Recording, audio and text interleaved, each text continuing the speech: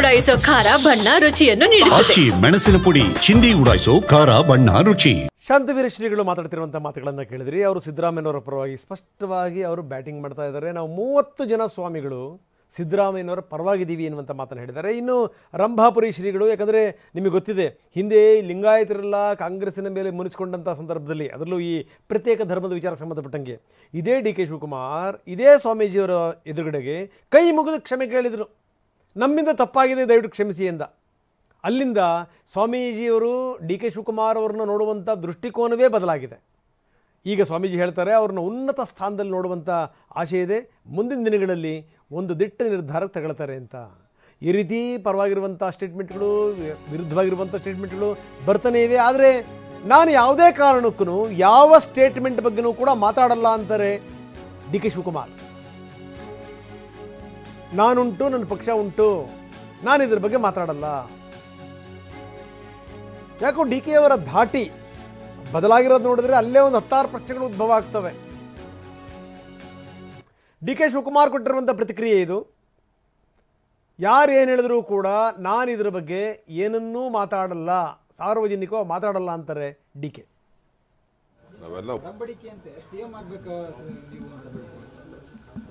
ನಾನು ಯಾಕೆ ಮಾತಾಡಲಿ, ಅದನ್ನ ಪಬ್ಲಿಕ್ಕಲ್ಲಿ ಮಾತಾಡೋದಲ್ಲ. ನಾನು ಉಂಟು, ನಮ್ಮ ಪಕ್ಷ ಉಂಟು, ನಾವೆಲ್ಲ ಒಟ್ಟಿಗೆ ಪಕ್ಷದಲ್ಲಿ ಕೆಲಸ ಮಾಡ್ತಾರೆ.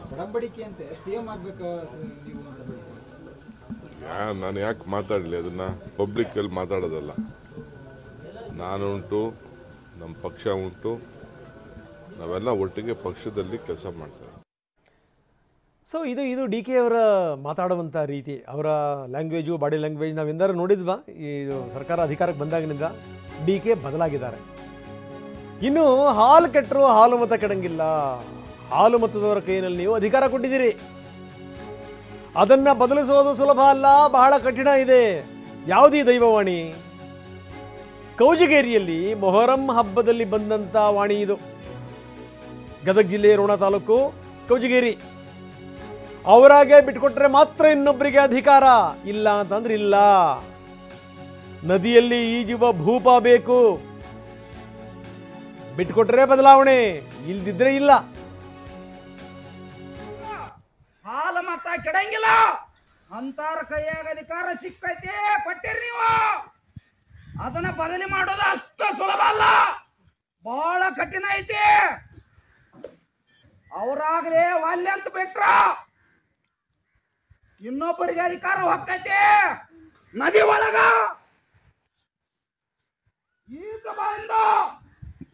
ಈಗ ಬರುವಂತ ಭೂಪ ಬೇಕ, ಅಧಿಕಾರ ಬದಲಾವಣೆ ಆಗಬೇಕಂದ್ರ ಅಂದಾಗ ಮಾತ್ರ ಅಧಿಕಾರ ಬದಲಾವಣೆ ಆಕೈತಿ, ಇಲ್ಲ ಅಂದ್ರೆ ಇಲ್ಲ.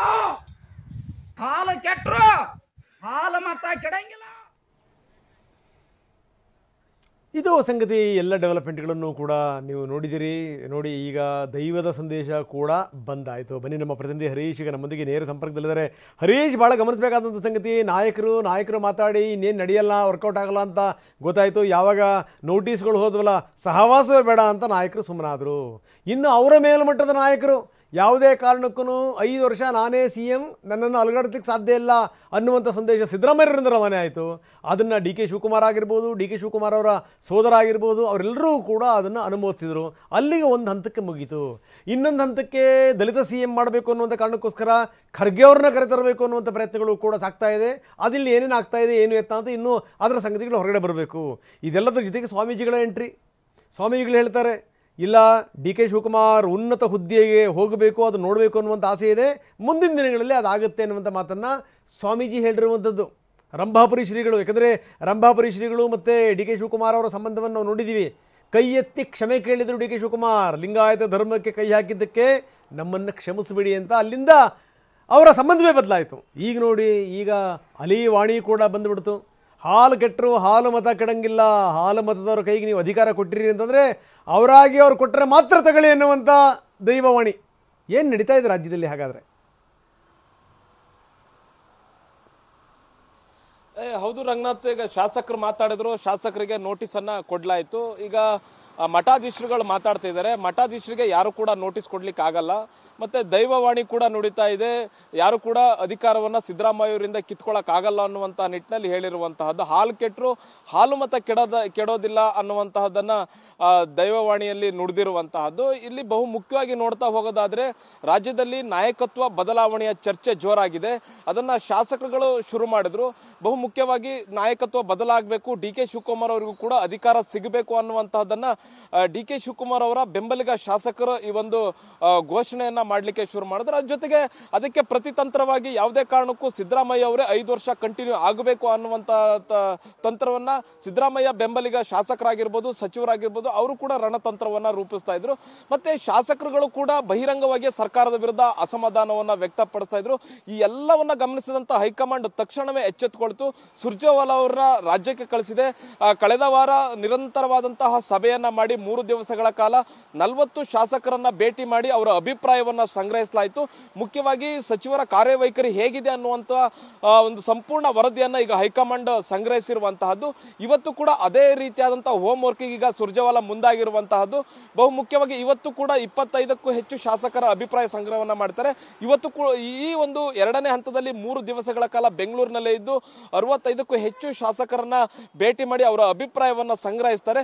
ಮುಖ್ಯವಾಗಿ ಮಂತ್ರಿಗಳು ಯಾವ ರೀತಿಯಾಗಿ ಕೆಲಸವನ್ನ ಮಾಡ್ತಾ ಇದ್ದಾರೆ, ಇಲಾಖೆಗಳಲ್ಲಿ ಕೆಲಸ ಆಗ್ತಾ ಇದೆಯಾ, ಶಾಸಕರಿಗೆ ಅನುದಾನ ಸಿಗ್ತಾ ಇದೆಯಾ, ಶಾಸಕರ ಕುಂದು ಕೊರತೆಗಳನ್ನ ಮಂತ್ರಿಗಳು ಸರ್ಕಾರ ಆಲಿಸ್ತಿದೆಯಾ, ಈ ಎಲ್ಲ ವಿಚಾರಗಳನ್ನ ಕೂಡ ಸುರ್ಜೇವಾಲಾ ಅವರು ಸಂಗ್ರಹಿಸ್ತಾರೆ. ಜೊತೆಗೆ ಮಂತ್ರಿಗಳಿಂದ ಈಗಾಗಲೇ ವರದಿಯನ್ನು ಕೂಡ ಹೈಕಮಾಂಡ್ ತರಿಸ್ಕೊಂಡಿದೆ. 2ಕ್ಕೂ ಕೂಡ ಹೈಕಮಾಂಡ್ ತಾಳೆ ಹಾಕಿ ನೋಡುತ್ತೆ. ಅದ್ರ ಜೊತೆಗೆ ಮುಂದೆ ಕೂಡ ಹೈಕಮಾಂಡ್ ಒಂದು ರೀಶಫಲ್ ಮಾಡಬೇಕು ಅನ್ನುವಂತ ನಿಟ್ಟಿನಲ್ಲಿ ಚಿಂತನೆ ನಡೆಸಿದೆ. ಮತ್ತೆ ರೀಶಫಲ್ ಆಗಬೇಕು ಅನ್ನುವಂತ ನಿಟ್ಟಿನಲ್ಲಿ ಸಿದ್ದರಾಮಯ್ಯ ಅವರು ಕೂಡ ಈಗಾಗಲೇ ಹೈಕಮಾಂಡ್ ಮೇಲೆ ಒತ್ತಡವನ್ನು ಕೂಡ ಹೇರ್ತಾ ಇದ್ದಾರೆ. ಆಗ ರೀಶಫಲ್ ಆಗುತ್ತೆ ಅನ್ನುವಂತ ಸಂದರ್ಭದಲ್ಲಿ ಮುಖ್ಯವಾಗಿ ಮಂತ್ರಿಗಳ ಒಂದು ಪ್ರೋಗ್ರೆಸ್ ಕಾರ್ಡ್ ಏನಿದೆ ಇದು ಮುಖ್ಯವಾಗಿ ಗೊತ್ತಾಗುತ್ತೆ. ಪರ್ಫಾರ್ಮೆನ್ಸ್ ಹೇಗಿದೆ ಅನ್ನುವಂಥದ್ದು ಹೈಕಮಾಂಡ್ಗೆ ಗೊತ್ತಾಗುತ್ತೆ. ಆಗ ಮಂತ್ರಿಗಳನ್ನ ಬದಲಾವಣೆ ಮಾಡಲಿಕ್ಕೆ ಹೈಕಮಾಂಡ್ಗೆ ಒಂದು ದಾಖಲೆ ಸಿಕ್ಕಂಗಾಗುತ್ತೆ. ಒಂದು ಕಡೆ ಶಾಸಕರು ಕೊಟ್ಟಿರುವಂತಹ ಅಭಿಪ್ರಾಯ, ಇನ್ನೊಂದು ಕಡೆ ಹೈಕಮಾಂಡ್ಗೆ ತಲುಪಿರುವಂತಹ ವರದಿ, ಎರಡನ್ನೂ ಕೂಡ ತಾಳೆ ಹಾಕಿ ಹೈಕಮಾಂಡ್ ನೋಡುವಂತಹದ್ದು. ಇನ್ನೊಂದು ಕಡೆ ನಾಯಕತ್ವ ಬದಲಾವಣೆಯ ಚರ್ಚೆ ಶಾಸಕರಲ್ಲಿತ್ತು. ಈಗ ಚರ್ಚೆ ಆಗ್ತಿರುವಂತಹದ್ದು ಮಠಾಧೀಶರೀಗ ಅಖಾಡಕ್ಕೆ ಇಳಿದಿದ್ದಾರೆ. ಒಬ್ಬೊಬ್ರು ಮಠಾಧೀಶರು ಒಬ್ಬೊಬ್ಬರು ನಾಯಕರ ಪರವಾಗಿ ಹೇಳಿಕೆಗಳನ್ನ ಕೊಡ್ತಾ ಇದ್ದಾರೆ. ಅಂತಿಮವಾಗಿ ತುಂಬಾ ಸ್ಪಷ್ಟ, ಈ ದೇವರುಗಳು ದಿಂಡ್ರುಗಳು ಎಂಟ್ರಿ ಕೊಟ್ಟಂಥ ಸಂದರ್ಭದಲ್ಲಿ, ಮಠಾಧೀಶರು ಎಂಟ್ರಿ ಕೊಟ್ಟಂಥ ಸಂದರ್ಭದಲ್ಲಿ ಹಿಂದೆ ರಾಜಕಾರಣದಲ್ಲಿ ಏನೇನಾಗಿದೆ ಅದೆಲ್ಲವನ್ನು ಕೂಡ ನಾವು ನೋಡಿದ್ದೀವಿ. ಈ ವಿಚಾರಕ್ಕೆ ಸಂಬಂಧಪಟ್ಟಂಗೆ ಏನಾಗುತ್ತೆ ನೋಡೋಣ.